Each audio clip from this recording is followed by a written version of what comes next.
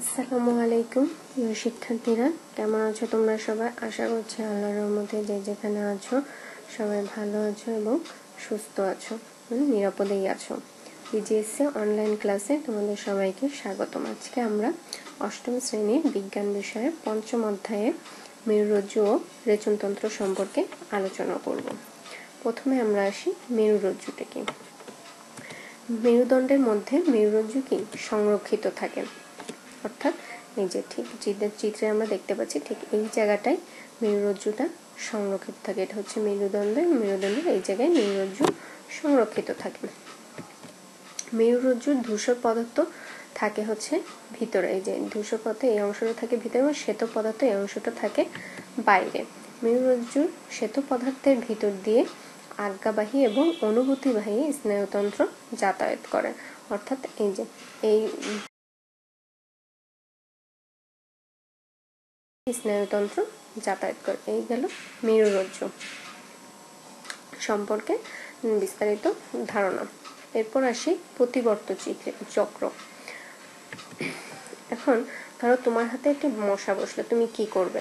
অবশ্যই মশাটাকে মারতে চেষ্টা করবে, বা তোমার হাতে মশা বসেছে তুমি কিভাবে টের পেলে? তুমি মশার কামড় অনুভব করছো, তাই তুমি এমনটা করছো। এবং এই তুমি কামড়টা কিভাবে অনুভব করলে? স্নায়ু উদ্দীপনার জন্য। স্নায়ু ক্রিয়া যা উদ্দীপনায় সাড়া দেয় তাই। আবার আয়নাতে যখন আলো ফেলো সঙ্গে সঙ্গে যেমন আলো প্রতিফলিত হয়, প্রতিবর্ত ক্রিয়াও তেমনটি হয়ে থাকে। এখন তাহলে আমরা প্রতিবর্ত ক্রিয়া বলতে কি বলছি? যে ক্রিয়া অনুভূতির উত্তেজনা দ্বারা উৎপন্ন হয়, মস্তিষ্ক দ্বারা চালিত হয় না, তাকে প্রতিবর্ত ক্রিয়া বলে। অর্থাৎ এটা কি শুধু অনুভূতির উত্তেজনা দ্বারা উৎপন্ন হয়, মস্তিষ্ক দ্বারা এটা চালিত হচ্ছে না, তাকে আমরা প্রতিবর্ত ক্রিয়া বলছি। প্রতিবর্ত ক্রিয়ার আবার 5টি অংশ রয়েছে। কি কি? গ্রাহক অঙ্গ, অনুভূতিবাহী স্নায়ু, প্রতিবর্ত কেন্দ্র, আজ্ঞাবাহী স্নায়ু, সাড়া প্রদানকারী অঙ্গ। এখন আমরা একটা উদাহরণ দেখি। উদাহরণটি চিত্রের মাধ্যমে বোঝার চেষ্টা। এই যে এখানে কি হচ্ছে, একটি মোমবাতিতে আগুন জ্বলছে এবং এই আগুনে আঙ্গুল রাখলে তুমি কি এটা তাপ অনুভব করবে। এবং এই তাপটা কিভাবে অনুভব করছো? যে এখানে যে এই একটি যন্ত্রণা তৈরি হচ্ছে তোমার ভিতরে, এই যন্ত্রণাদায়ক তাড়না অনুভূতিবাহী স্নায়ুতন্ত্রের মাধ্যমে মেরুরজ্জুতে পৌঁছাচ্ছে। এই যে অনুভূতিবাহী এটা হচ্ছে এই সবুজ, এটা হচ্ছে অনুভূতিবাহী স্নায়ুতন্ত্র, এটার মাধ্যমে কি মেরুরজ্জুতে পৌঁছাচ্ছে এবং স্নায়ুকোষ থেকে আজ্ঞাবাহী স্নায়ুতে প্রবাহিত হচ্ছে। স্নায়ু তাড়না আজ্ঞাবাহী কোষে পৌঁছানো মাত্র পেশিতে প্রেরণ করে দেয়। এই যে এই আজ্ঞাবাহী স্নায়ুটা কি করছে? এই যে পেশিতে আবার প্রেরণ করে দিচ্ছে। এর ফলে কি হচ্ছে? পেশি সংকুচিত হচ্ছে এবং যন্ত্রণার উৎস থেকে আমরা কি করছি? হাতটা সরিয়ে নিচ্ছে, অর্থাৎ ওই আগুনের তাপ থেকে আমরা হাতটা সরিয়ে নিচ্ছে। এখানে কি অত্যন্ত জটিল একটা প্রক্রিয়াকে খুব সহজভাবে বর্ণনা করেছেন। এই উদ্দীপনা অনেকগুলো কি পরস্পর সংযুক্ত স্নায়ু কোষের মাধ্যমে অনেকগুলো আজ্ঞাবাহী কোষে প্রবাহিত। এইসব আজ্ঞাবাহী স্নায়ু পেশিতে উদ্দীপনা বহন করে হাতটা সরিয়ে আনে, অনুভূতি মস্তিষ্কেও পৌঁছায়, মানে তোমার মস্তিষ্কেও পৌঁছাচ্ছে। এর ফলে তুমি কি জানতে পারছো যে হ্যাঁ তোমার শরীরে একটা তুমি কোনো কিছু দ্বারা ব্যথা পাচ্ছ বা যন্ত্রণা অনুভব করছো। প্রতিবর্ত ক্রিয়াটি কি সমন্বিত কার্যক্রম। এই যে এখানে যে 5টি অংশ রয়েছে, এই 5টি অংশের কোনো একটি যদি না থাকে তাহলে প্রতিবর্ত ক্রিয়া বা এই চক্রটি সম্পন্ন হওয়া সম্ভব নয়।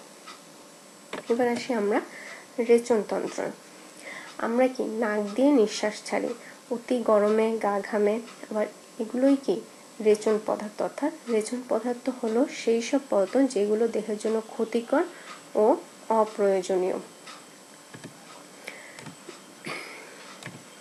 রেচন বলতে কি বোঝাচ্ছে? দেহের বর্জ্য পদার্থ নিষ্কাশন ব্যবস্থাকে বোঝাচ্ছে। বিপাকের ফলে কি হয়? পানি, কার্বন ডাইঅক্সাইড, ইউরিয়া প্রভৃতি দূষিত পদার্থ দেহে প্রস্তুত হয়। এগুলো নিয়মিত যদি আমরা ত্যাগ না করি তাহলে কি হবে, আমাদের স্বাস্থ্যহানি ঘটতে পারে। এইসব দূষিত পদার্থ দেহের মধ্যে জমে কি হয়, বিষক্রিয়া দেখা দেয় এবং এর ফলে মৃত্যুও ঘটতে পারে। তাই সকল বর্জ্য পদার্থ প্রধানত নিঃশ্বাস, বায়ু, ঘাম এবং মূত্রের সাথে আমাদের দেহের বাইরে চলে যায়। ফুসফুস, চর্ম ও বৃক্ক এই তিনটি কি রেচন অঙ্গ, অর্থাৎ এই তিনটি অঙ্গই রেচন হিসেবে কাজ করে। কার্বন ডাই অক্সাইড কি হয়, ফুসফুসের মাধ্যমে এবং লবণ জাতীয় ক্ষতিকর পদার্থ চর্মের মাধ্যমে বের হয়ে যায়। যেমন এই যে আমরা যখন ঘামি তখন ঘামটা কি একটু নোনতা নোনতা, মানে ওর মাধ্যমে লবণ জাতীয় যে পদার্থগুলো আছে সেগুলো আমাদের শরীর থেকে বের হয়ে যাচ্ছে। বৃক্কের মাধ্যমে কি হয়, দেহের নাইট্রোজেন যুক্ত তরল দূষিত পদার্থ পরিত্যক্ত হয়। সেটা কিভাবে হচ্ছে, আমরা মূত্র ত্যাগ করছি, এই মূত্র ত্যাগের মাধ্যমেই নাইট্রোজেন গঠিত বর্জ্য পদার্থটা পরিত্যক্ত হচ্ছে। তাই কি বৃক্কই প্রধানত রেচন অঙ্গ বলে বিবেচিত হয়। যে তন্ত্র রেচন কাজে সাহায্য করে তাকে আমরা কি বলছি, রেচন তন্ত্র বলছি। এখন অল্প পরিমাণ কার্বন ডাইঅক্সাইড যদি আমাদের শরীরে থেকেও যায় সেটা আমাদের জন্য তেমন কিন্তু ক্ষতিকর না, কিন্তু যদি বেশি পরিমাণ কার্বন ডাইঅক্সাইড থেকে যায় সেটা আমাদের জন্য বিষাক্ত, যা দেহের জন্য অত্যন্ত ক্ষতিকর। শ্বসন ক্রিয়ার সময় আমাদের দেহকোষ বর্জ্য হিসেবে এই গ্যাস তৈরি করে। কোষ থেকে রক্ত কার্বন ডাইঅক্সাইড বহন করে ফুসফুসে নিয়ে যায় এবং নিঃশ্বাসের বায়ুতে শতকরা 4% কার্বন ডাইঅক্সাইড থাকে। নিঃশ্বাসের বায়ুতে আবার কি থাকে, কার্বন ডাইঅক্সাইডের সাথে জলীয় বাষ্পও থাকে। অর্থাৎ যত বর্জ্য পদার্থ আছে এই প্রক্রিয়ার মাধ্যমে এগুলো সব বের করে দিচ্ছে, বের করে আমাদের শরীরটাকে সুস্থ রাখতে সাহায্য করছে। তো ফুসফুস, চর্ম, বৃক্ক এই তিনটি আমাদের শরীরের জন্য খুবই গুরুত্বপূর্ণ তিনটি রেচন অঙ্গ। এই তিনটি রেচন অঙ্গ যে কোনো একটি যদি কাজ করা বন্ধ করে দেয় তখনই আমাদের শরীরে কি নানান সমস্যা দেখা দেবে। যেমন কিডনিতে অনেক সময় সমস্যা দেখা দেয়। এখানে বৃক্ক বলতে কিন্তু আমরা কিডনিকেই বোঝাচ্ছি। কিডনিটা আমাদের কোথায় থাকে, পিঠের পিছনে, মেরুদণ্ডের পিছনে দুই পাশে, মেরুদণ্ডের নিচে ওখানে থাকে। এখানে হচ্ছে কি হচ্ছে, এটা হচ্ছে আমাদের যত বর্জ্য পদার্থ সেগুলো মূত্রের মাধ্যমে বের করে দিচ্ছে। চর্ম কি করছে, ঘামের মাধ্যমে বর্জ্য পদার্থগুলো বের করছে। ফুসফুস কি করছে, কার্বন ডাইঅক্সাইড গুলোকে বের করে দিচ্ছে।